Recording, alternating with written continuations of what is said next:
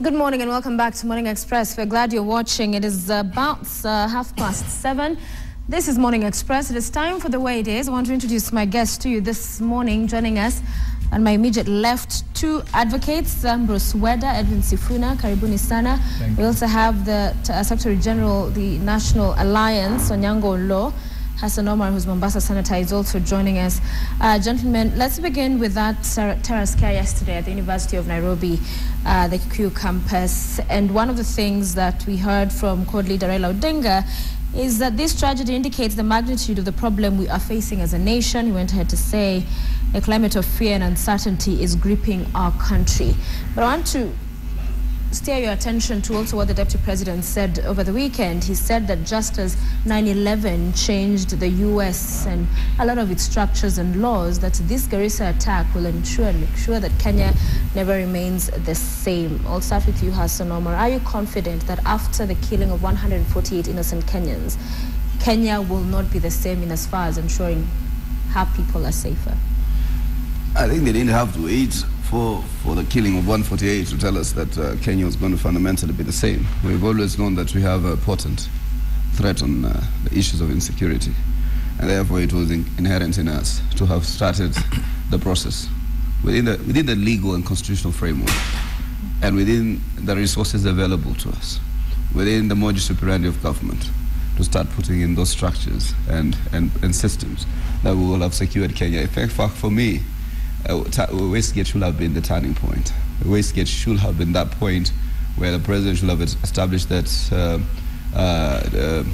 commission of inquiry, and it will have come up with broad recommendations about what to do on a whole host of issues so as to combat the real threat of terrorism. There's what is called the UN Global Compact Strategy, yes, which actually gives states a very important compass, from the legislative process to the social processes, to the policy processes. It is a very comprehensive, guide as to what states can do.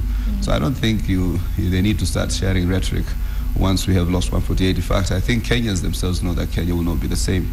We are more vigilant than ever. We're more vigilant than ever. Whether this, to many, is just the same tough talk we keep hearing about, empty talk.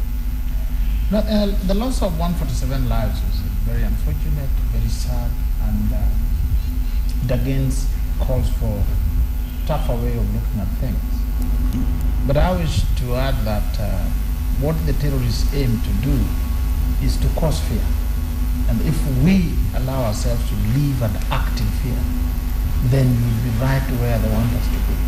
There are a few things that are not right, and I think that's what the Deputy President is saying should be made right, and they are making right. And in that context, Kenya will change. But I think it will change within the context of law, within the context of improving our security. And it's upon all of us to take this as a national issue, as a national concern. It's not for politicians to further their ambition by hitting. When it comes to national issue, even urge your court leader that we are all in it and we must all join together. Sifuna, do you get a sense that any lessons are being learned, or is it just being caught off guard each and every other attack? I think it is clear that no lessons have been learned, and I remember sitting on this program a few months back. I think it was after Mpeketoni, and saying the government should just tell us which number they feel is comfortable for them, which number of dead people is going to make them wake up and say this is going to stop. So it seems the DP, by saying Kenya is not going to be the same, that number was 400, because we are at over 400 people killed in terror attacks since this government took over. What the Prime Minister was saying is the actual truth, because we don't need to pretend. Kenyans are afraid, and the reason for their fear is not the fact that these terrorists are coming after us. It is a fact that we know that the government is not going to be there if this maniac strike. We are on our own. And that is the reason why Kenyans are afraid. If you see people jumping from a dormitory, from third floor and hurting themselves, some of them even died, it is because Kenyans are afraid. They know that by the time the government steps in to try and resolve a problem, you'll probably be dead. So it is for you to try and save yourself. All right, and I'll come to Onyango Law, because we also want to get a sense from you. A lot has happened. Yes, security everyone has a role to play, but in as far as the government and the challenges that they face now, they're losing confidence. Thank you so much, Sophie. First, let me reiterate what the Deputy President has said, that things will never be the same. Things have never been the same whenever we had issues of that magnitude or even of lesser magnitude. That does not mean that terrorists will never try to attack again. They'll never try to up their game. But we are saying that things must change, both from the perspective of the citizen, the position of the government, and the position of all who are concerned in issues and matters security. As a government, we are saying that it is a high time now that we turn to these issues, confront them more seriously and more soberly, which we have always tried to do.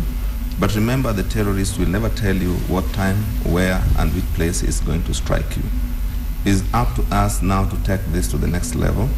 And the government, as if you have noticed what has happened the last 1 week, we are clear that terrorism is destroying the very fabric of which the Kenyan social, cultural life is based upon.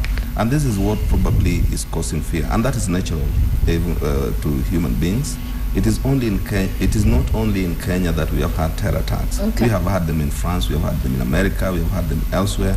And I would only like my colleagues here to know that issues to do with security are not partisan issues to be addressed or approached from position of CORD or Jubilee. And you talk